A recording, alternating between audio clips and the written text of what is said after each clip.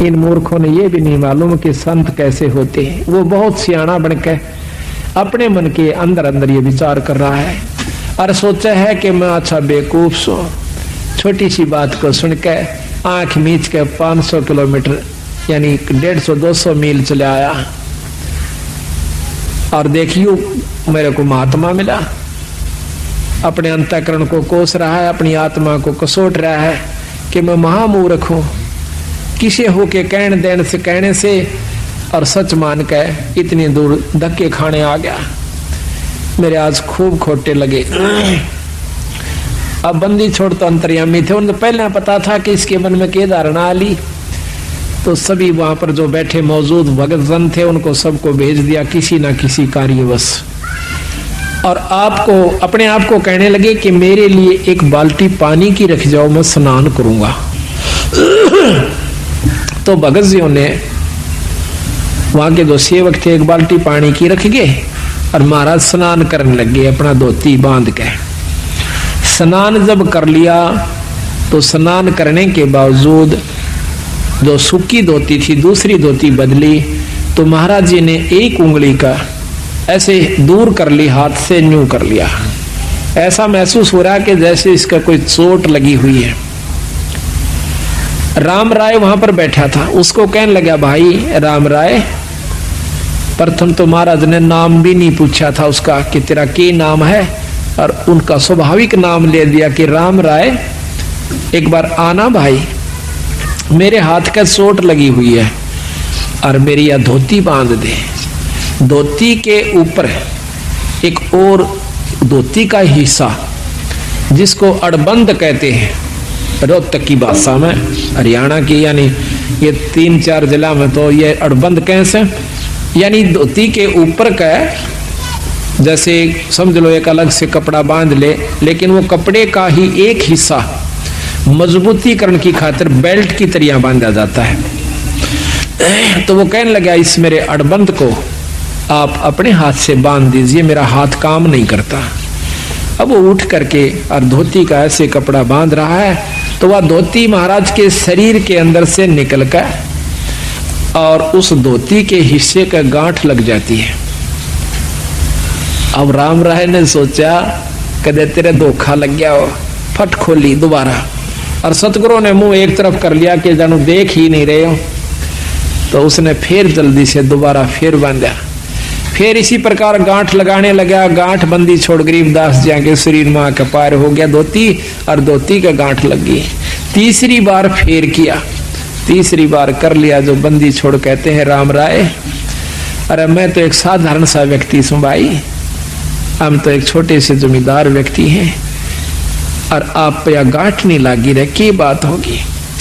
अब राम राय एकदम सहम जाता है, और को तेरे की ये तो पूर्ण परमात्मा है, ये तो सद पुरुष है, चरणों में गिर जाते हैं। जो का भगवान मुझे मालूम नहीं था, हे सतगुरु हम तो अज्ञानी जीव हैं, मेरे मन की जो धारणा कुछ और थी मालिक, आपने मेरा भ्रम दूर कर दिया। सतगुरु महाराज कहने लगे भाई एक ना भूला दो ना भूली, या भूली सब संसारी। ये सब संसार के उलझेड़ा से तेरा कसूर नहीं भाई। प्रथम तो हम राम नाम नहीं चाहते, राम नाम चाहते भी हैं तो भगत जी हम कुछ और ही धारणा बना रखी है। संत का होना कोई वेशभूषा से नहीं होता राम राय, संत कोई लाल कपड़े पहन लेने तो नहीं हो जाता, गढ़ में माला डालन मात्र से राम परमात्मा का की उपलब्धि उसको नहीं हो जाती, ना ही धोने पर बैठने से भगवान प्राप्ति होती है। परमात्मा की पाने के लिए एक साधारण सा तरीका है जो कि हम बताते हैं। तो वो कहता है सतगुरु मैं तो इतनी दूर से आया हूं और आपकी अमृतमयी मुखवाणी से, आपकी अमृतमयी वाणी से, आपके मुख कमल से सुनना चाहता हूं मालिक। अगर आप मुझे योग्य समझे तो कुछ सतगुरु समझाने की कोशिश कीजिए। तो बंदी छोड़ ने उसका नाम झुमकरा रख दिया कि झुमकरा। भाई झुमकरा क्यों रखा उसका नाम कि उसका मन झूम रहा था, वो डगमग था बेचारा, बहुत विचलित था, तो इसलिए उसको झुमकरा कहा। तो यहाँ कहते हैं वो था विष्णु उपासक थे राम राय जी।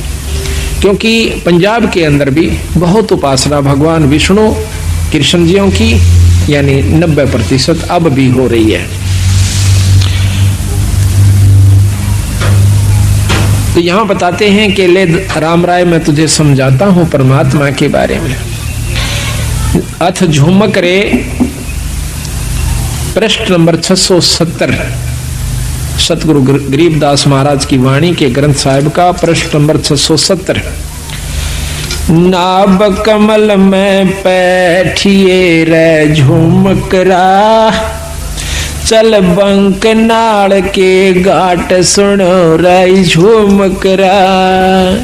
अब शरीर के अंदर प्रवेश करके उसकी सूरत को अपनी शक्ति से सतगुरु महाराज कहते हैं कि नाभ कमल में बैठिए रे झुमकरा, चल बंक नाल के घाट सुनो रे झुमकरा। नाभि कमल अंदर सूरत समो और नाभि कमल है सुंडी के पीछे ने, इसमें चलिए और वहां से फिर बंक नाल एक नाड़ी से पतली सी उसके महा का प्रवेश जब ये सुरत करती है, वह नाड़ी सुरंग के समान लगती है। जैसे दूरबीन को उल्टी तरफ से देखा इतनी होती है, वह कम से कम 20 फुट लंबी नजर आया करे और बहुत चौड़ी नजर आवेगी दूरबीन। हम ये लेवल मशीन होती थी हमारे महकमे में, उसको जब उल्टी तरफ देखते थे वह इतनी होती है एक बिलांत की, और उल्टी तरफ से देखते तो वह कम से कम 10 फुट की इतना चौड़ा लंबा उसका विस्तार नजर आया करता था उस लेंस के कारण।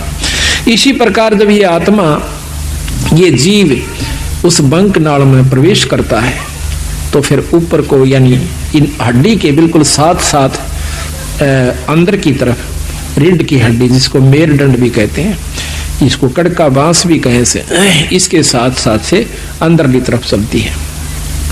उसमें काफी बंक है, ऐसे नो मोड़ के कभी यूं भी घूम जाती है मेरुदंड के साथ से, कभी सीधी चल रही है, कभी यूं मुड़ जाती है, कभी यूं घूम रही है, इसको बंक नाल कहते हैं। ये कई प्रकार की हैं।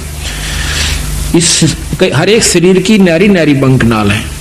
सूक्ष्म शरीर भी है, स्थूल शरीर की न्यारी है, सूक्ष्म शरीर की बंक नाल अलग है, कारण की अलग है, और फिर इस बंक नाल के पार जीवन जाना हो से।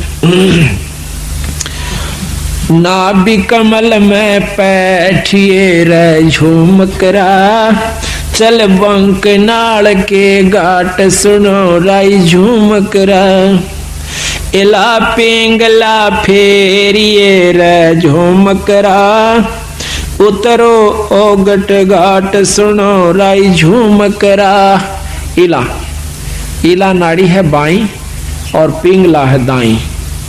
इला पिंगला फेरिए एक प्राणायाम करना पड़ता है जिसमें पहले इला से सांस लीजिए, फिर पिंगला में छोड़ दीजिए, फिर उल्टा ही पिंगला से वापस लीजिए, वापस फिर इला से छोड़ दीजिए। एक प्राणायाम हो गया। इसको ज्यादा करने से वो सुषुम्ना का यानी तीसरी जो नाड़ी है जहां से जैसे ये सांस गया फिर दूसरा वापस है, इनके बीच में एक और सुराख से, यानी ये नाक दोनों तरफ से जैसे अपना यहाँ पर बंद है, ये आगे जाकर के थोड़ा सा अंदर में घुस जाता है। अंदर में घुस के इसके अंदर आर पार स्थान है, जैसे को पशु का नकेल गाल दे नाक फोड़ के और उसमें सुराख, ऐसे इसमें बीच में सुराख है एक बहुत बारीक, और उस सुराख में फिर एक और सुराख है जो ऊपर न चढ़ता है, वो सुषुम्ना द्वार है। तो वहां कहते हैं सुषुम्न स्वरत लगाइए रे झुमकरा, वो खोलो बजर कपाट सुनो रे झुमकरा।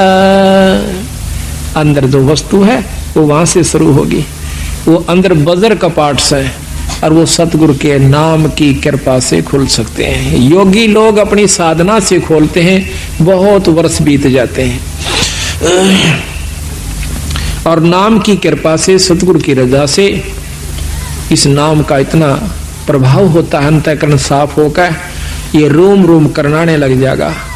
आत्मा समय समय पर रह रहकर ईश्वर